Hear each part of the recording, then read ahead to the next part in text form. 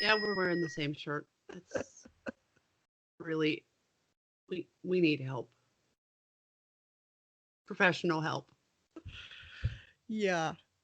My name's Quint of the I'm Quent Aron I guess that would duo. make me Aaron. It would, but you're awkward like that. Yeah, that's true. So very true. One would think so. We'll see if I respond to that name. It's hard to say. I don't know, but you I got a don't think you kids will. conference and I've got work tonight, so work gets to see me with a little bit of makeup on. They won't know what to do. And by a little bit of makeup, I mean I filled in my eyebrows. Yeah. I have the makeup on that I put on yesterday, and that's about it. It's a time saver, really. It really is. It's like, who needs to shower when you can go for days? Sometimes if you get the waterproof stuff, you can shower and that stuff's still on. I had a waterproof mascara I had on for like 6 years in the 80s. It just never came off. Yeah, that seems like a commitment that I'm unwilling to make. I was too, but I didn't really have a choice. They told me you couldn't get it back off. And granted, everything else we did in the 80s, probably the least of my sins. So, we're on this podcast going to talk about a scene we did last night, which once again went absolutely nothing as we planned. I think we had one of your friends once write or talk about our outlines and how we worked with them. And we just had a laugh because it never works out. They never do what we think they will. They run amok. Yes, and in the worst kind of ways. Like this scene was supposed to be hard, gritty, intense. You have the leader just falling apart, exploding, like and Emery being the only one who could talk him down, and her bearing the brunt of that, and it turned out nothing like that at all. Nothing at all like that. And the biggest problem with it is we have an entire book, 90% written, and we decided to go back and figure out, well, what's this missing piece that we like started from 10 minutes, or really it's like what, a couple hours post the scene, and see like if that solves any of the things that just aren't quite clicking. And good news, it solved all of them. Bad news, totally not what we thought it was going to be. And it really sets a different tone, and you got to try to figure out how to work with it within the context of the book. I think there's a lot of it we don't see to start with. I think that's Oh, kind of one key absolutely. with it. Um, but it is, from Emery's point of view, she is just as broken as the rest of them, but she's seen what real love looks like. And as much as she may want it, she's been forced into a life where that sort of thing, when you're kind of on your own, is incredibly dangerous because that's how you end up getting used. That's how you end up getting hurt and worse, dead. She's not a big fan of the dead one. Um, Trust is not something a spy does, former or ex spy. And she finds herself in this very unique position with Wolf, where not only did she, much to my shock, admit it, she felt no fear of admitting it, which we've played it a couple times where she finally realizes she's in love with that idiot boy. And every time it's a terrible sense of fear and wanting to run away, but not this time. And I Well, think it makes sense for them as characters, but it's so unexpected. yes, and what we've talked about for, I don't know, months and months, maybe years on end with those two, is that Wolf is very aware of the fact that he loves Emery, and he is also aware of the fact that she is nowhere near a frame of mind where she can hear that without running away like a scared little rabbit. I think we did figure out, it took Wolf a little longer to figure out that he loved her. He knew she was different. He's not Chance. He's not into dalliances or fucking for the feel. He's in for the long term. And he's definitely intrigued by her, but she's kind of, you know, he's got his job he's out of contact for months at a time, and he wanders in whenever he feels like it and tracks her down, and then he goes, and she doesn't really exist until he has time to think about it. Yeah, So well, and that's largely a problem we see with all of them, though, throughout the entire series. it is, but I think it becomes a little more noticeable with her because on one level, like you say, he's aware that she's way more invested in this than he is, than she knows. And I think on some level, he's way more invested than he really knows either. I think this is the first place where he realized not only does he love her, he's actually like, I don't think he's ever been to a point where he physically needs somebody. I think he needs her. Well, and she is his saving grace in that moment, because he's absolutely broken in that scene, and he wasn't expecting it. Just the carpet got completely pulled out from under, and he knows that she is not only safe for him to be broken around, but she's also the one that's there to help fix him and stabilize. And I don't think he's really ever had that. I don't think he's ever really, well, he's broken like that once or twice. And, you know, like when his mother dies, we know that she's there then, but this is a whole different level. And it's not,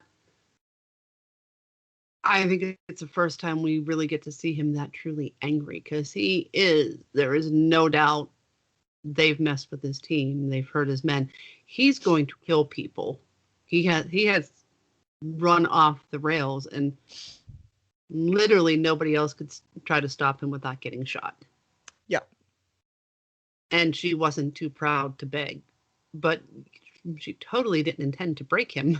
She doesn't want him broken. She just didn't want him to be up on a murder charge, which is really exactly what people were looking for. Yeah. Yeah, and I don't think there was another way to stop Wolf outside of a tranquilizer gun. Yeah, she does that later. She figured that out later. Maybe next time don't emotionally devastate him and just trank him for a few hours. Maybe. Just Might got be a off a superior helicopter plan. in Afghanistan. Not a lot of animal tranquilizers there. Heroin, Oh, opium. what happened? What happened to, oh, I'm a planner. Didn't Yes, plan well enough, did you? I did plan plenty well. What happened to, oh, I've got this, Mr. Cocky Pants. Oh, Oh, I've got this. Chance is off in another world. Chance is dealing with his own issues at this time. Thank God, because, you know, if one of them had tried to stop him, it would have been ugly too. Yeah. But I didn't expect him to be. We already knew that the setup, this book is probably out of all of them by far the darkest one. With Yes. because it's where you have to thoroughly break them so you can remake them, and they become. They redefine themselves. Yeah, and I think they go from like a the top unique 1% fashion. to the top. Right. Mm-hmm. Yeah, and that's the whole plot of this book, is getting them set up in this whole new redefined world that they have to exist in.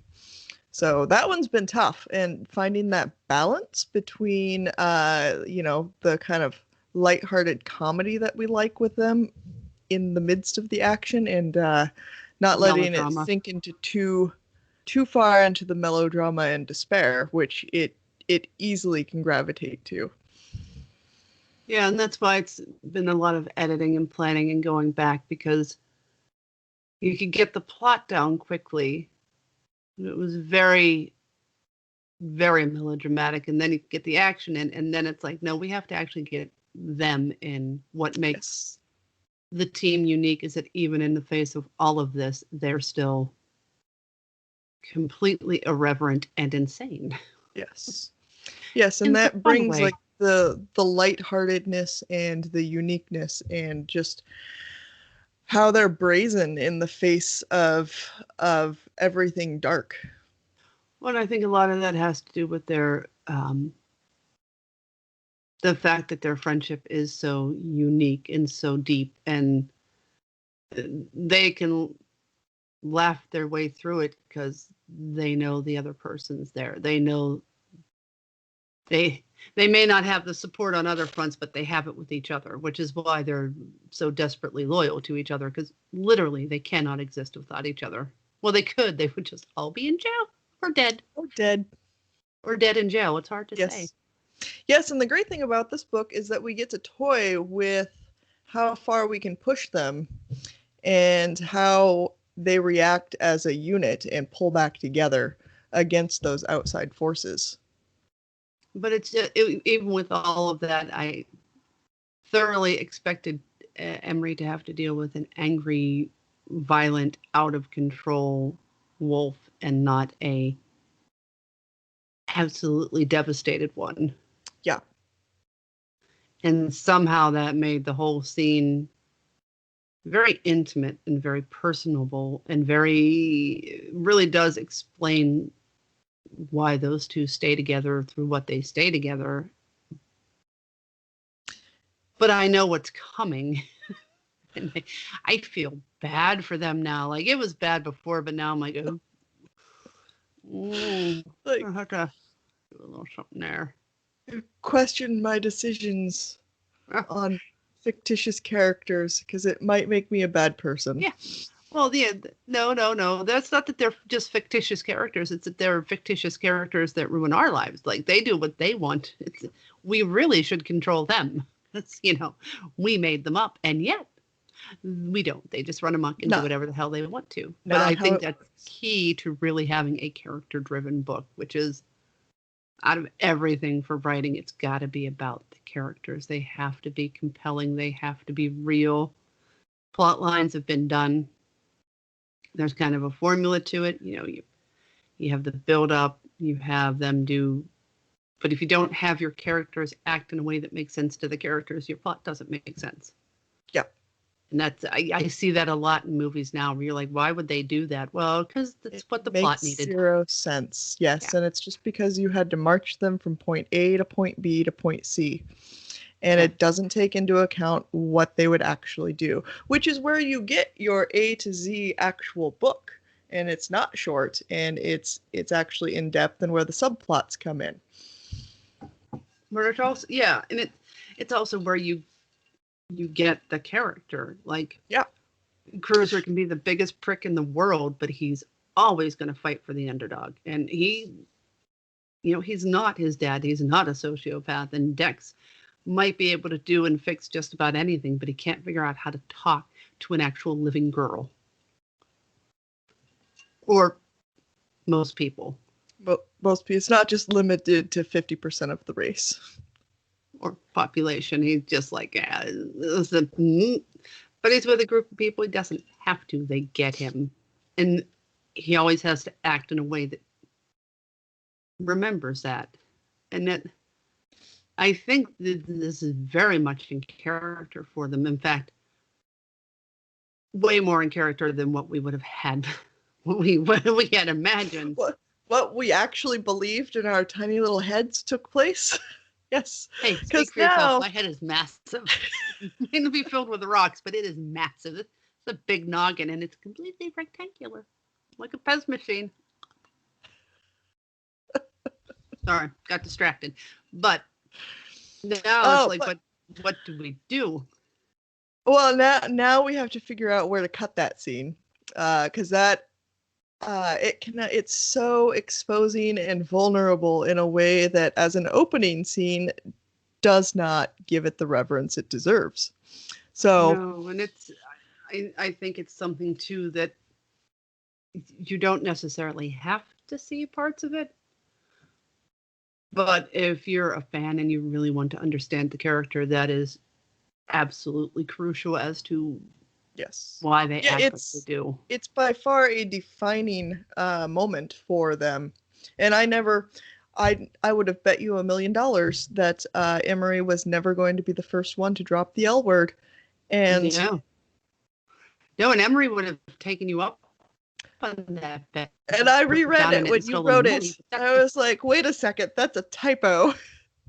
She actually said it. She said it, and she felt no fear, no repercussions, no anxiety, which is her baseline state. Like, you don't get to be a spy on your own for as long as she was with all the enemies she has without really having an agency and not have that baseline paranoia over everything. So it really goes to show how much she was really giving to him at that time. Literally everything she has. Well, and it very much became about him and what he needed and not about her. Which has seen like all of her issues take a complete backseat to what he needs in that moment. And then I think it becomes about them. Oh, which, like the team, very much becomes about them. And like the team, it goes from being individuals to something more than the sum of their parts. Yes, and then we smash it. We go beyond smashing it. We so bad. Smash it. We burn it to the ground, and we salt the earth. It is awful, awful. Like, we always knew this plot point that was coming up. We knew this before we even had this series, that what would happen and why, because that's part of how we developed Emery as a character. But to see it play out this way, it's just heartbreaking. And I think there's a whole lot there we're not going to be able to show. Like, we still have to show it, not tell it, but I do think there'll be a little more telling afterwards, like after all of the melodrama with her. Like, because we had written that out. I mean, that was done, and it no. Oh, no. It was done, and we had even edited it. It's one of the few scenes that's completely edited, and it was ready to go. And now not so much. But not just it the makes... scene, the whole. I'm sorry. Hmm? The whole first half of the book, we had what she was doing while the team was in trouble in there, and nope, none of that's going to be in there now because it's just too much. Yeah. Like we can hint around at it. We don't necessarily have to show it. But it makes it all so much more heartbreaking. And I think I actually feel worse for Wolf than I do for Emery. Which, Wolf's a jerk, so we love him. We love him, but he's a cocky, arrogant, and because it's just like real life, except funner. Yeah. And that's... However, it makes you remember when we first wrote the scene where Wolf freaks out. Why do you have a lighter? I don't know. It's right here. And it's for the candle. It's for my candle. Oh, us with fire. What could possibly go wrong? It's not lit currently. Yeah, but he freaks out, and we had days of conversation and arguments, and we replayed things because we were convinced it was out of character, but we couldn't pinpoint why. And it wasn't that it was out of character at all. It's that we didn't have all the pieces that led up to it. Because now looking at that, it's completely in character, and it makes so much more sense.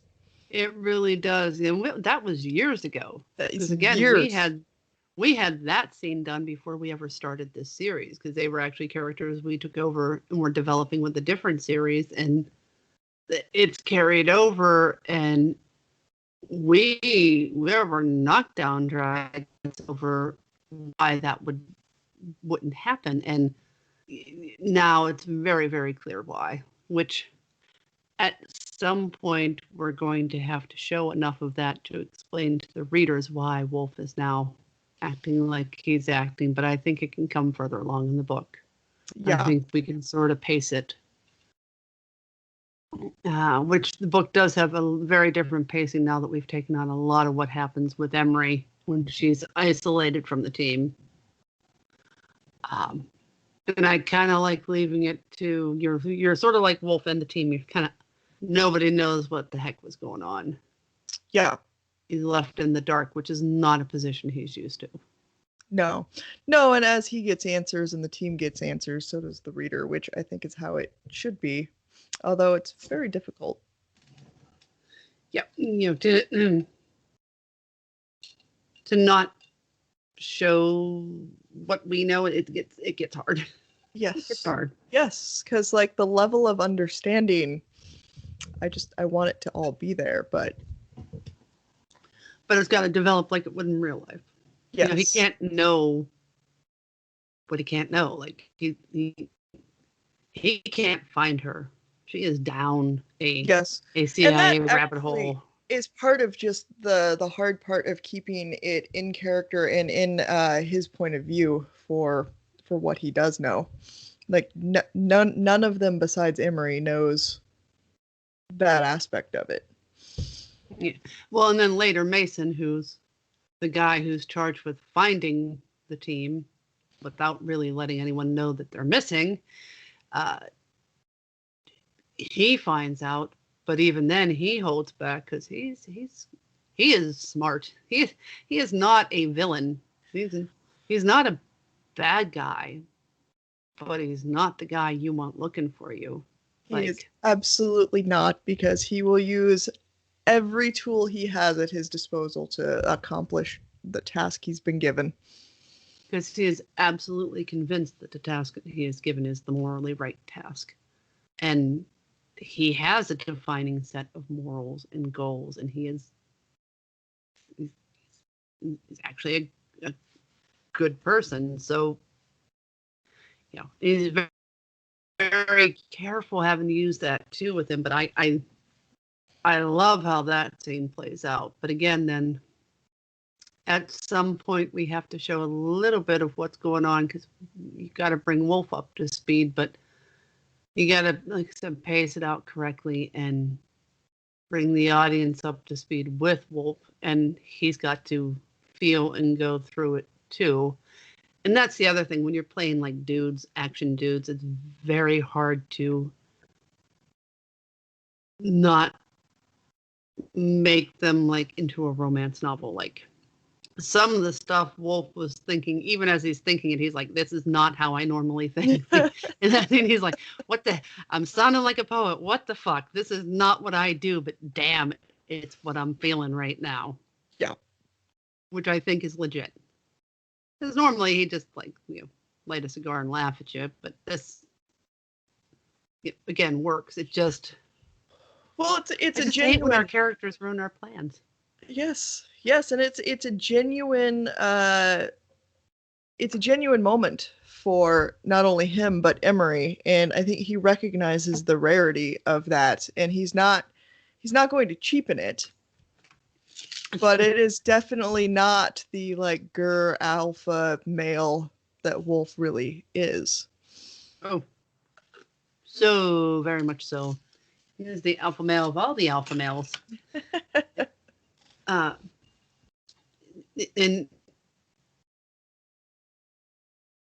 it's this moment of complete honesty and connection, and it's from a woman who is never honest and never makes connections, and to see her do that so willingly for him, I think affects him, because he knows exactly what this is. It's not, it's not just someone who falls in love at the drop of a hat, or someone who is just by nature honest. It's against everything she knows and feels, because Mama, she loves him. Yeah. But Mama loves him. Snap out of it. Yeah, and Wolf is very aware of the fact that this is probably the first time he is truly seeing like Emery at her core, which he gets peeks at and like snippets, and he's got a pretty good measure on that, but it's never just freely given by her. No, because she's always afraid when she's getting that, because she knows how dangerous it is, but not this time. This time she knows 100% that she is absolutely safe and he needs her, and that's all that matters. Yeah. And they just kind of create this little bubble that they exist in. And it's the irony, the fact that she has never felt safer, more secured, and more loved since she was a child, that is in the middle of a war zone. A literal war zone, and she feels safer than she has since then is not lost, I think, on Wolf. No, he's very aware of that. So, and But the then fact that when he also, he's very aware of exactly where they are and what state they're in, and the perils that could happen, and yet it all kind of falls by the wayside, and it's because he's completely broken. So there's an inability to really. I think that Wolf is very much. Yeah. He's 100% sure he can take care of her, and she's the one thing that's going to be safe because whatever's going on is clearly about the team and the unit, and they're safe and okay, and relatively, they're off the compound. They should be okay, and he's got her, and it's safe, and then it's not because they don't just go after the team. They go after the team and everything that's supporting them. Oh, look, now you're back. Oh, that's good. You had a very nice monologue there going, though. I mean, yeah, don't I was let me just waiting interrupt for you to come back in. But at some point, their screen's going to unfreeze and she's going to jump right back in. Until then, keep yep. But no, I do think that like Wolf is fully convinced that he's got her and she is safe. And out of all the craziness and insanity that's happened and all the things he couldn't do that led to his unit, being all but destroyed, he's got her and they're safe. And then, we come in and they're not so safe anymore. I think that's just, and then it's months and months and months of trying to rebuild and not knowing. But he's got the team and the people to rely on, and she's got Tomo. Yes, she winds up very unsafe, and there's no reprieve for that for months on end. Well, and I think that's got to be just burden Wolf because he's made these promises and he's so sure, like, and he's got no control over what's coming down. No, and that's one of the biggest things that he struggles with is the fact that it's all outside of his control, and there's not even a way for him to figure out or make a plan on how to fix it, and that's where his wheelhouse is. Like, he has an obstacle, he has a mission, he has a target, and that's what they work towards, and that is where his mastery is, and it's all gone. And then just completely pulled out from underneath him. Yeah, so he's off balance, and he's off balance for the entire book, as is the rest of the team in different ways.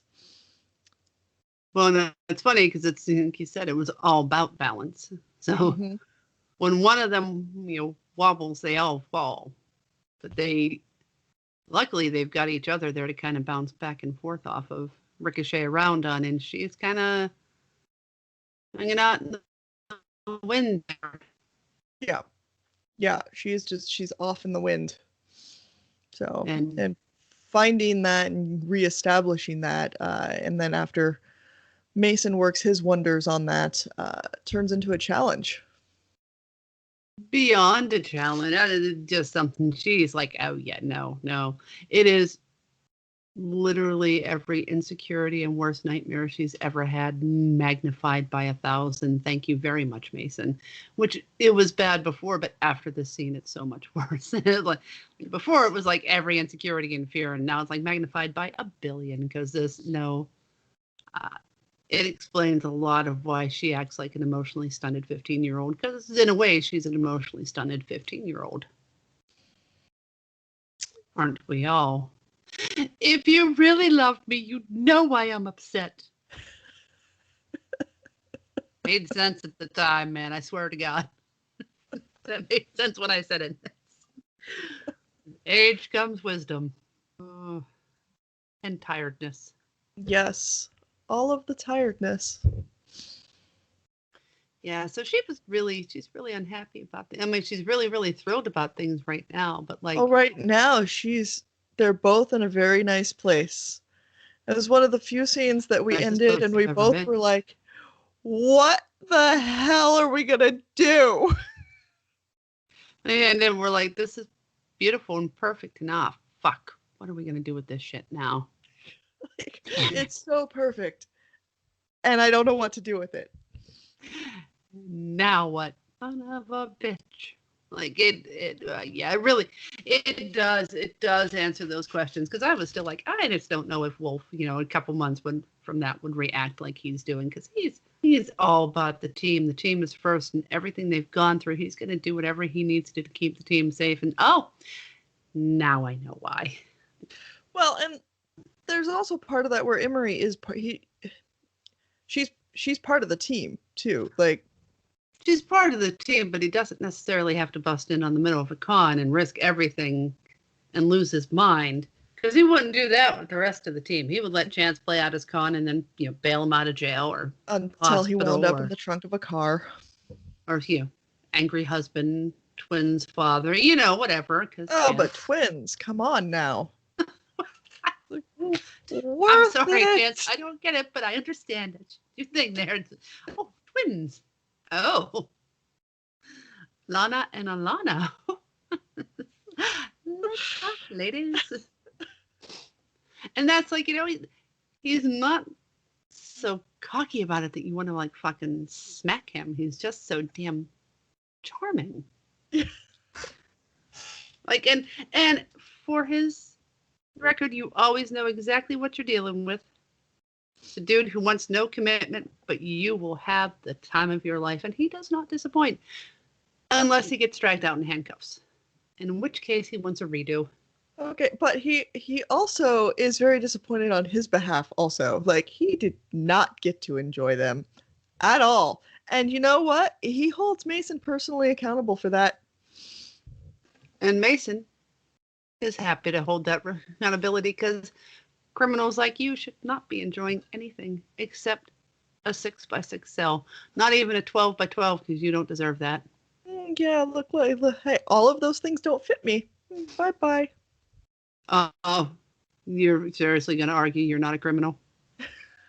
You've been hit by, you've been struck by smooth criminal. I'm so sorry for stealing your music, Michael Jackson and Alien Ant Farm, but mostly Michael Jackson. I'm just going to go with Alien Ant Farm was far superior on that. I have to go listen to that song now. Because you don't understand the power of little baby Michael, and I don't want to hear it from you. Just shut your filthy mouth. Leave Michael alone. It was weird. He was weird, and he might have done some criminal act, but he was a genius. Genius. Yes. Also, why I don't get to know any of my favorite. You've totally frozen like this.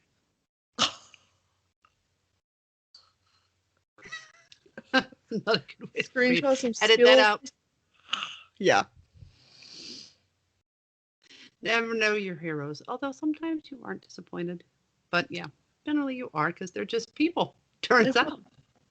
A lot of times they're assholes. Wolf, everyone on that team is an absolute hero, and they're all assholes in their own way. Oh, man. The level of asshole. I don't know which one's the bigger asshole. Wolf. I don't Hands know. down, when he puts his mind to it, Wolf is the biggest asshole out there. Although Emery is pretty damn vicious in her assholery. I mean, Cruiser, it's just baseline. Cruiser's baseline asshole. I think Chance kind of takes the cake in a lot of levels, though. Chance and Emery can square up pretty easily, but I think when they do. When he puts his guard down, Wolf is the biggest asshole of all of them. And that whole scene at the one of our last books with the women, like, it is very clear the level of asshole he keeps contained. It's a really good thing he has such strong will and drive and goals, because if not, he'd be the biggest dick that ever walked the planet. He would make Cruiser look like a little baby, like, no. And he kind of does, because Cruiser has a very strict sense of right and wrong. Yes. He may be an asshole, and he may talk all of the smack and lay down all of the offensive lines, but he actually has more of a heart of gold than most of them. Well, and even when we had that scene where Wolf and Emery are first introduced, and she's under the influence of narcotics because she's hurt, and he takes that opportunity to get information from her. He's already slept with her. He's already involved with her. He's already kind of aware that she's not who she says she is, and she's as shady as all fuck, but he's still like, and Dex and Cruiser are morally offended by this action. Pretty And sure Wolf Cruiser is like, punches him.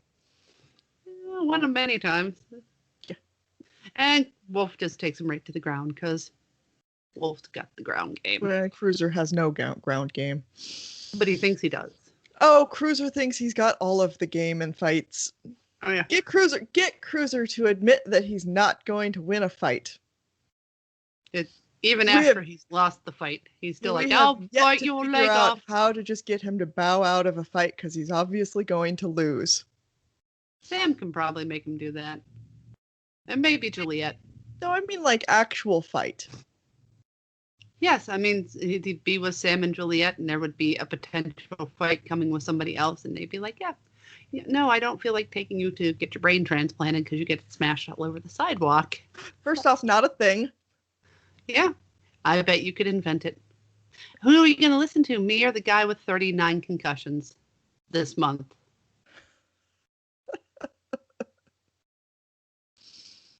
Which we really do have to stop knocking him out because that takes a toll. It would be really nice if he would stop getting hit. We'd have to tape his mouth shut. He can't always be off screen either. No, it's a problem. I think Dex, just in the middle of fights, yanks him by the collar out of the way and tosses him away from the oncoming punch.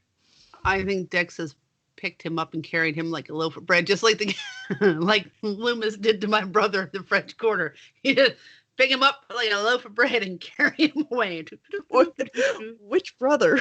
Jim, the older one. He had the two guys that were in the quarter, and yeah, this will surprise you. Alcohol might have been a factor, and like there was my brother and his group of friends, and both my brothers, and then another group of people, and my brother pushed into a guy, like they bumped shoulders, and my brother and this guy are both super drunk. And Loomis, who's like, 6'5" and 250 pounds, looks at this guy's friend who's like 6'5" and 250 pounds. And the two of them have this moment. And the other guy, his friend, just grabs him by the collar, and Loomis just reaches over and picks Jim up, all 6'4" of him, and tucks him under his arm like a loaf of bread. And just walks right down the corridor. This is not happening. And even Jim, who was drunk and ornery and ready to fight, is like, really can't fight this one. I'm going to be carried like a loaf of bread. This is not a dude I'm going to be able to fight. Just wait a half a mile down the road, and eventually he'll put me down. And bide your time. Yeah, that might be how Cruiser does not wind up with, a brain transplant. Yeah, because Dex is just going to be like, no. You just want me to like have his hand on Cruiser's head, be like, no, I got this. Just okay, we got this. Like, no. Wolf keeps Chance Cruiser's from like, running from the cops all the time when it's going to get him shot, and Dex keeps Cruiser from getting his head beaten in. Yes, I think Dex takes a lot of full-time job. Literally, he takes a lot of punches for this guy. I think eventually he just figures out how to buy around and be like, no, this is just to let him run his mouth. We'll just everybody needs him around. That's how Emery would do it. Let me see what I get. Here's $10,000. Just all I got. He's gonna yap like a little chihuahua over here. Yeah, he's one of them little yappy dogs. He thinks he's like 100 feet tall, and I'll butt your ankles. Just let him go. I'm getting out of it. Problem is, however, heed this. He is special forces and can kill you. Just not just your ankles. Not fighting with them is the perfect way to go. Right. Yeah, he doesn't get a head injury. You don't get dead. when you take on an entire bar and 100 people, you're gonna lose. That is called therapy. That's called a trip to the ICU, a traumatic brain injury. It's called the Glasgow coma scale. Are you opening your eyes spontaneously? Are you alert? No, you are not 3. Perla. There is no Hey, Perla. less than 8, you intubate. It depends upon what floor you're on. How many tubes have you had shoved down your throat? Well, Guess and all the what? other places. If the answer is more than 1, it's too many. Yes. Yeah. Means you need to keep your pie hole shut. Cruiser. We are all looking at Cruiser. Front seat pupil, because you need to take notes. Yeah, like he takes notes. Yeah. Oh, actually, he does. He actually takes voracious notes. Yes. Chance does not, because Chance Emery will just does not. no. Emery's like, you can't put this in writing. That's how they find you. Chance is just like, well, that's work. And I mean, I have the key.